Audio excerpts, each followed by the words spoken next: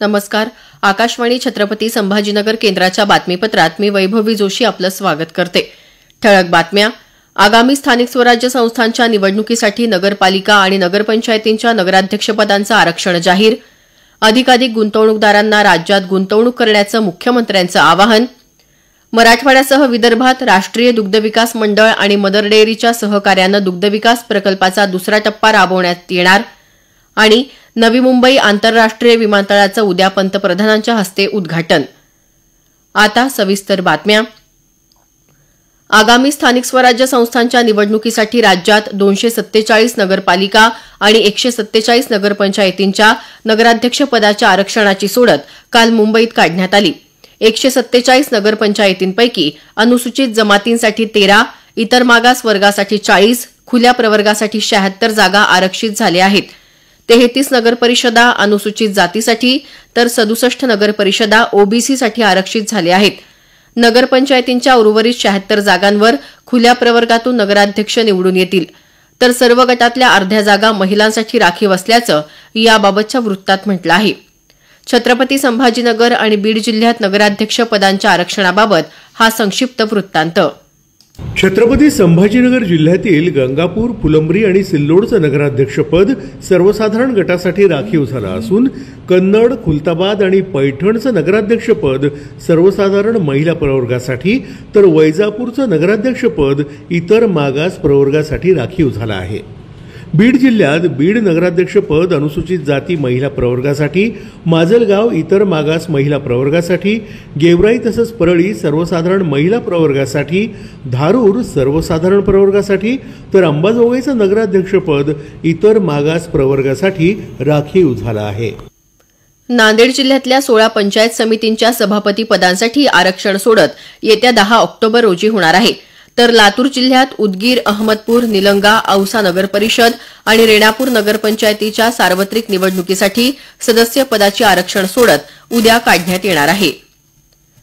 पायाभूत सुविधांच्या विकासामुळे राज्यात गुंतवणुकीच्या अमर्याद संधी असून गुंतवणूकदारांनी अधिकाधिक गुंतवणूक करावी असं आवाहन मुख्यमंत्री देवेंद्र फडणवीस यांनी केलं. 2020 गुंतवणूक संघटनेच्या शिष्टमंडळासोबत काल मुंबईत झालेल्या बैठकीत ते बोलत होते. राज्य शासन उद्योग वाढीबरोबरच प्रशिक्षित मनुष्यबळ निर्मितीसाठी काम करत असून मोठ्या प्रमाणावर कौशल्य विकास कार्यक्रम राबवण्यात येत असल्याचं त्यांनी सांगितलं.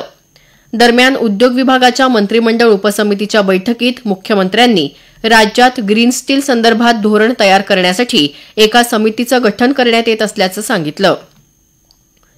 विदर्भातल्या 11 आणि मराठवाड्यातल्या 8 जिल्ह्यांमध्ये राष्ट्रीय दुग्धविकास मंडळ आणि मदर डेअरीच्या सहकार्यानं दुग्धविकास प्रकल्पाचा दुसरा टप्पा राबवण्यात येणार आहे.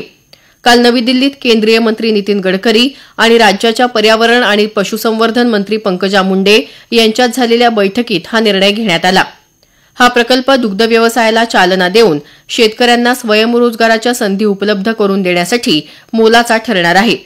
या प्रकल्पांतर्गत शेतकऱ्यांना उच्च दूध उत्पादन क्षमता असलेल्या गायी आणि म्हशींचं वाटप केलं जाणार आहे. दरम्यान या बैठकीनंतर पंकजा मुंडे यांनी बीड जिल्ह्यात अतिवृष्टीमुळे झालेल्या नुकसानीच्या उपाययोजनांसह विविध विकास कामांसाठी गडकरी यांना मागण्यांचं निवेदन सादर केलं.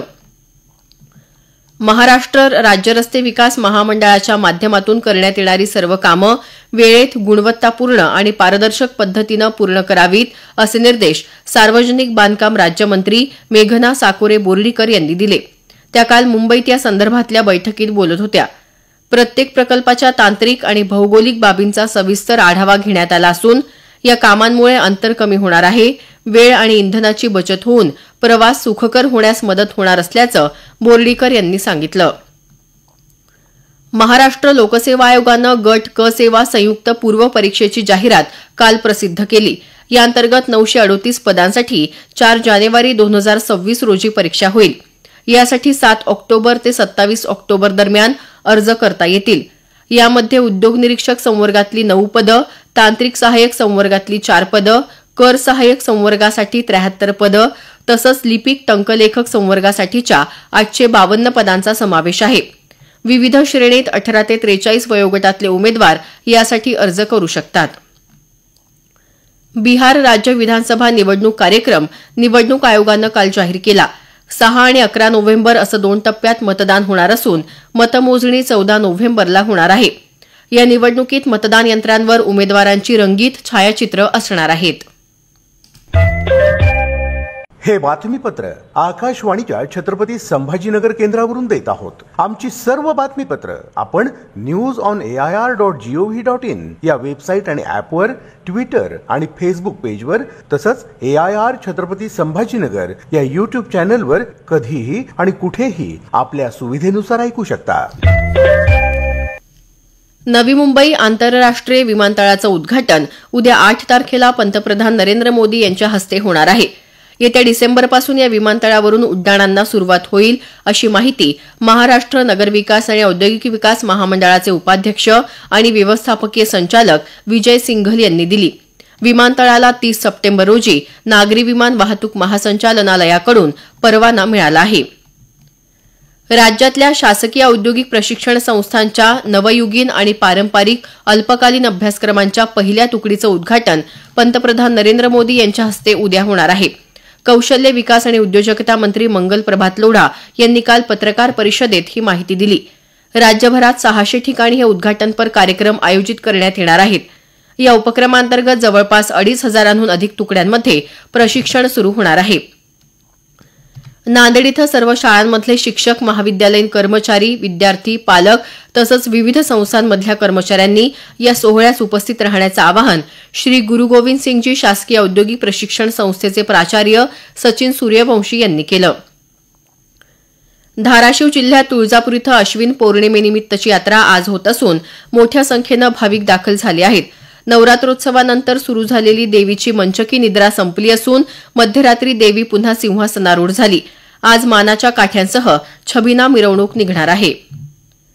बीड तालुक्यात कपिलधारवाडी इथल्या भूस्खलनाच्या गंभीर परिस्थितीबाबत पालकमंत्री अजित पवार यांनी प्रशासनाला आवश्यक त्या सूचना दिल्या आहेत.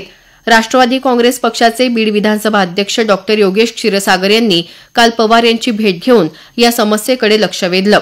दरम्यान बीड शहराजवळील कामखेडा इथं प्रस्तावित विमानतळाच्या जागेची काल भारतीय विमानतळ प्राधिकरण आणि राज्य विमानतळ विकास महामंडळाच्या अधिकाऱ्यांनी प्रत्यक्ष भेट देऊन पाहणी केली. परभणी जिल्ह्यातल्या पाथरी विधानसभा मतदारसंघातल्या आपदग्रस्तांसाठी विशेष आर्थिक पॅकेज जाहीर करण्याची मागणी आमदार राजेश विटेकर आणि आमदार डॉ. रत्नाकर गुट्टे यांनी मुख्यमंत्री देवेंद्र फडणवीस यांच्याकडे केली आहे. काल त्यांनी मुंबईत मुख्यमंत्र्यांची भेट घेतली. राज्य सरकारनं केंद्र सरकारकडे मदतीसाठी प्रस्ताव पाठवण्याचा निर्णय घेतला असून त्यात या पॅकेजची विशेष बाब म्हणून नोंद घेऊन शिफारस करावी असं विटेकर यांनी म्हटलं आहे.